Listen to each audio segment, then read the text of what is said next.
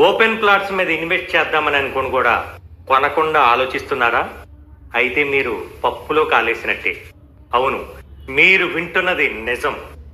తెలంగాణలో గత సంవత్సర కాలంగా డిటిసిపి లిమిట్స్ లో ఉన్న ప్రాంతాలను హెచ్ఎండిఏ పరిధిలోకి తేవటంతో కొత్త వెంచర్లకు పర్మిషన్లే రావట్లేదు. ఒకవేళ సంవత్సరం నుంచి పర్మిషన్లు ఆపకుండా ఇచ్చి ఉంటే ఇప్పుడు 15,000 గజం అమ్మే స్థలాన్ని 25,000 కొనాల్సి వచ్చేది. ఎందుకంటే ఇప్పుడు ప్లాట్ల రేట్ల కంటే వెంచర్ వేయడానికి కావలసిన స్థలమే ఎక్కువ రేటు కొనాల్సిన పరిస్థితి ఉంది.